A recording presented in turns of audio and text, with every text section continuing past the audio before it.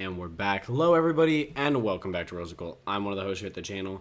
I'm not joined by my lovely co-host, but she is once again out there being lovely. But we are back with a quick video here, relatively quick video, just wanting to talk about a bit of a problem, in my opinion, or in our opinion, that's been going on in the Magic the Gathering world. Before we jump into this article, if you guys want to hear our opinions on Magic and just watch us share all of our hobbies, which includes Magic, but also video games, TTRPGs, etc., you guys could like the video, subscribe to the channel, comment. Any and all of it's greatly appreciated.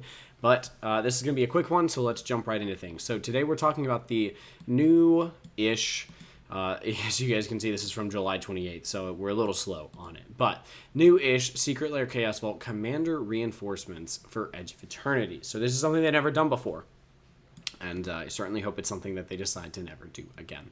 So what is this? To put it in layman's terms, even though we are going to quickly glance and read through the article, they're basically releasing the decks plus upgrades for the decks as a Secret Lair drop. And those upgrades are 5 cards that they think go very synergistically in the deck, so you could swap them out for some of the weaker cards in the deck.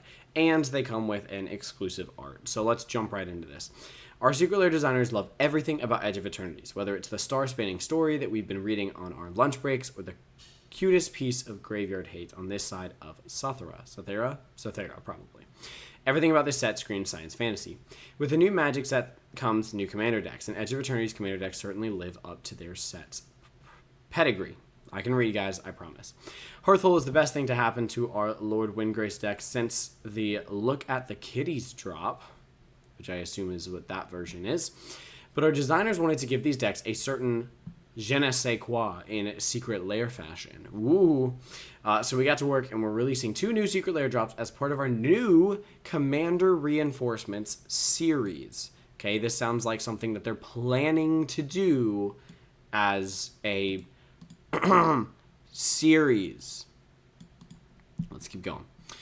Alright, so this is they're just shown as part of the Chaos Vault. These 2 drops feature cards that are ready to slot into one of the Edge of Eternity's Commander decks. Complete with flavorful and stunning artwork, these cards look right at home in the far reaches of the Edge. Additionally, when we found out the Edge of Eternity's team was using Galaxy Foil in the set, we knew we wanted to get in on the action, so we're releasing these drops in non-foil and Galaxy Foil. If you want to take an interstellar joyride in style, and we know you do, these are the cards you want.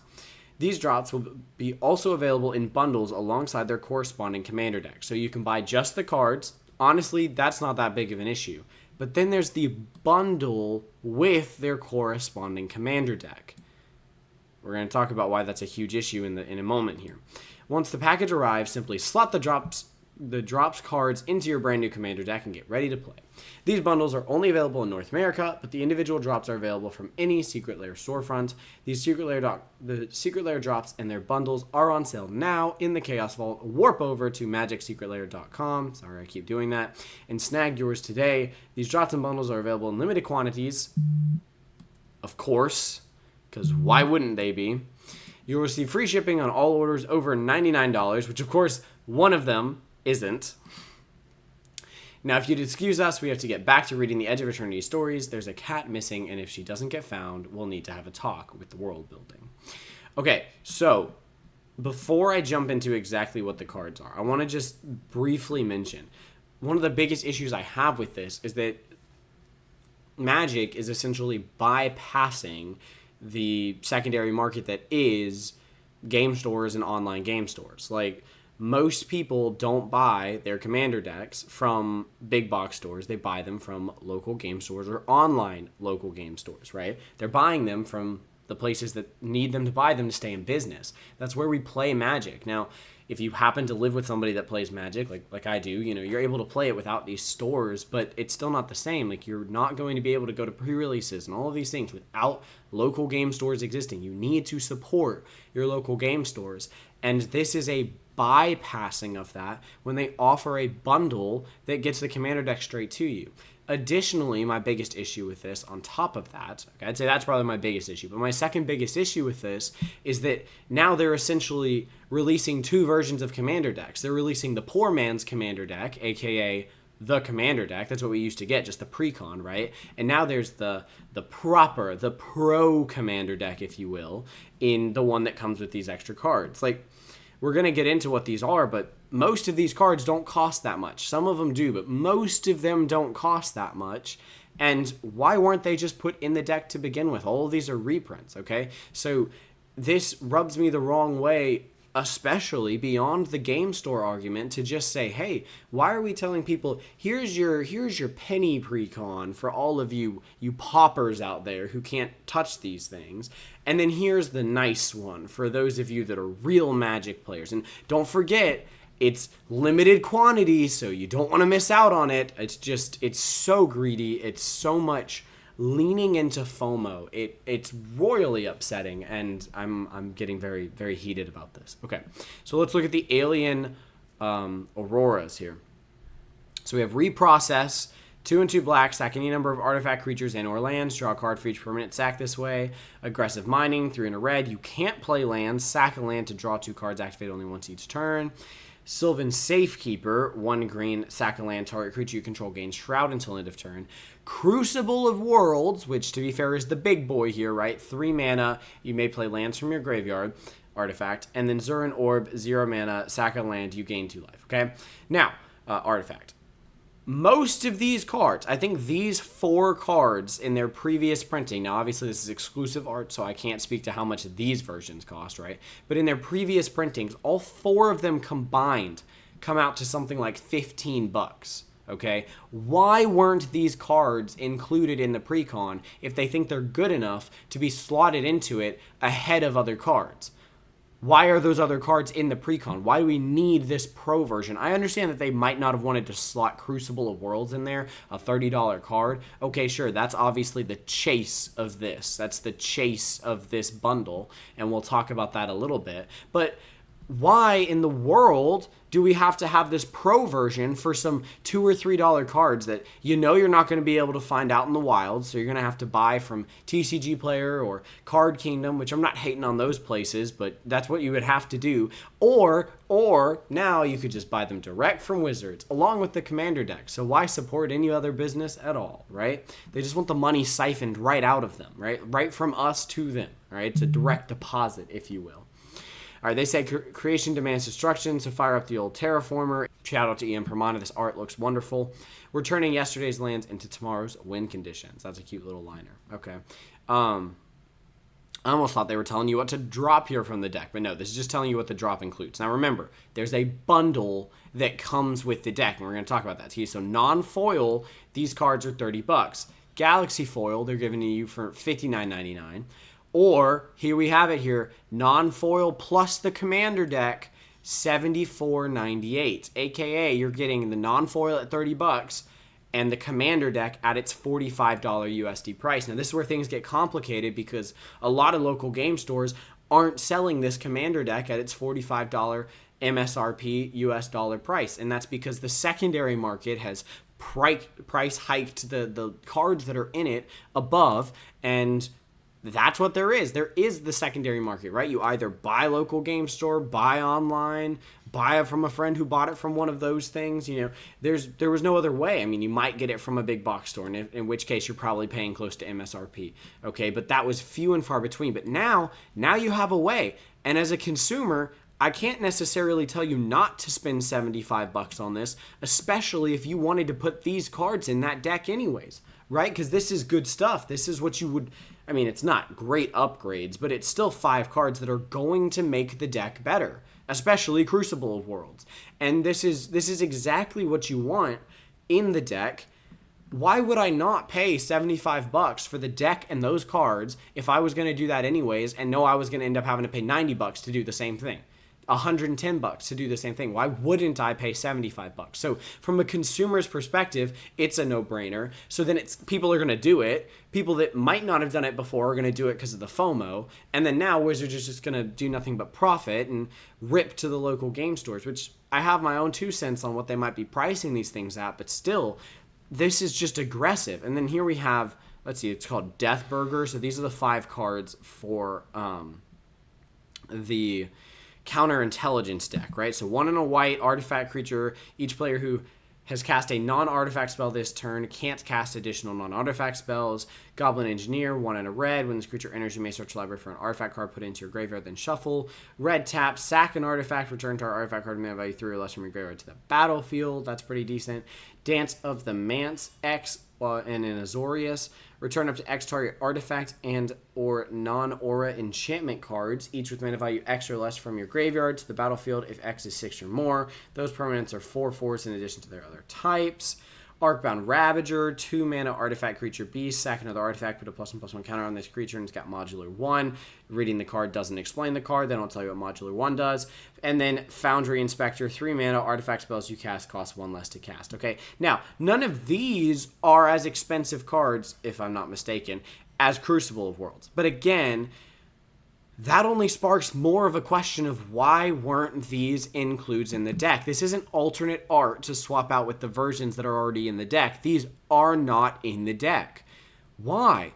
I couldn't tell you. Well, I can tell you now, because they want to sell you this. Because they want to sell you this. That's the only reason.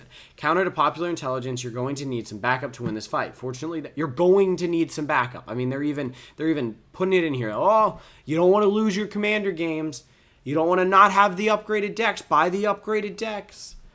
And of course, like I said, they're direct purchase from, so they can offer it cheapest. Of course they can offer it cheapest. They don't have to go through multiple steps to get the product. I hope you guys can tell I'm frustrated. Anyway, so these are selling at the same price, $75 for the two of them. Non-foils are $29.99. I mean, honestly, this is the worst deal, and if you go to secretlair.com right now, I think this one might still be available. I mean, I'm not telling you guys to go buy these, but I think this one might still be available. The other one sold out super fast because of Crucible Worlds, obviously, and they knew it was going to. But both of them are limited time. Both of them are pro commander decks, and I just have to say, like, this is not acceptable to me. It's not acceptable to release something that was supposed to be an entry-level product, a commander deck, and say, hey, we're going to make pro versions of the deck that are better than what you bought because you couldn't buy direct, or you didn't know to buy direct, or you didn't have the money at the time to buy direct, and that's just going to make people feel bad. That's going to make them feel that FOMO. So next time, they're going to take out a line of credit just to buy the upgraded commander deck because that's what they need. You know, and to some extent, that's on the consumer, but to a degree, it's on Wizards, and this is egregious. There is no reason they need to be selling this. I'm actually pretty pro Secret Lair. I think you don't need to buy the cards, and I don't like the fact that a lot of them are, how can I put it?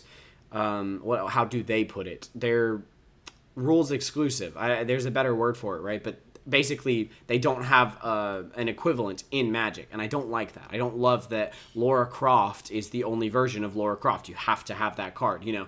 But generally speaking, I've kind of come to terms with it, and I've said, you know what? Okay. But at the same time, you don't have to buy them, and it's pushed people to be a lot more pro-proxy, and I think that's a good thing. But this is just egregious. This is saying, hey, buy directly from us. Buy our precons. Commander's our most popular format, so we're going to sell our precons directly to you. We're going to sell additional cards directly to you. We're going to sell special versions of those that you don't want to miss out on. And I just feel like this is so greedy, and it's so right in front of our faces that at a certain point we need to take this backlash a little bit. We need to take this and backlash a little bit and say, hey, you are equivalently saying that you're now selling pro and casual or pro and poor versions of commander decks, and we need to be thinking of it and viewing of it that in that way, because that is how this is going to play out. This isn't, oh yeah, I have the Sonic Secret Lairs, that's great, yeah, well, that doesn't affect me. This affects me because now these cards are going to be sought after more. Now this version of the commander deck is going to be discussed because it is a version of the commander deck. And when you're thinking about how good a deck is, you now have to consider, oh, well, I want that deck, but is it $30 extra good to buy this upgrade? And I just, oh, it bugs me so much. I really think that the greed is so apparent. And I would not be against at all if this was a set of cards that were already in there and they just wanted to do an artist drop, right? I think that would be wonderful. If they just said, hey, here's some really cool art that you could put in your deck for the versions of the cards that are in there, and they charged, $15 for it or something like that. I think that would be wonderful. Or if you wanted galaxy foils of them. But no, they're cards that aren't in the deck that clearly Wizards knew would have made the deck better. Why are we intentionally making bad precons? And more importantly, are we as consumers, and I have to ask myself this myself because we make a lot of precon content here on the channel, are we as consumers going to accept the fact that we're buying the shitty precon or pay the upcharge for what would have originally just been the precon that is now the pro precon because they slapped some special art on it? I think it's ridiculous. I think it is so ridiculous. Well, I want to know what you guys think down in the comments below. Clearly, my opinion, and I think probably that of Ashley's, although she's not here to share it, has been voiced pretty well in this video. We still love Magic. We're still obviously going to make Magic content, and I still have been really enjoying what they've been putting out. Edge of Eternities has been a really fun set for me. I think that I'm really excited for all the sets that are in Universe Magic because I'm not a huge fan of Universes Beyond. Stay tuned for a video about that coming out probably pretty soon. But yeah, I just wanted to make a comment about this and say, look, I'm not for these poor persons or pauper, I know that's a format, but commander decks, and that's really what they're announcing here. Don't give in to the FOMO. Don't feel like you need to buy these. Give Wizards a little bit of a pushback and say, no, these are cards that should have been in the precon. Let's get the price of reprints down. Ugh. All right, that's all I have to say. I want to hear what you guys have in the comments below. If you enjoyed the video, leave a like. If you haven't subscribed to the channel, we've got good opinions, in my opinion, here on the channel. We'd love to have you join the Rollsicle family. We're just a small group of nerds, and me and my fiance are just a couple of nerds sharing all of our hobbies with you guys. You guys make it super awesome. We'd love to have you. So subscribe to the channel if you haven't. That's all I've got for you today. We'll see you guys in the next one. Until then, may those rolls be ever in your favor. We'll see you guys next time. Peace out. Bye, y'all.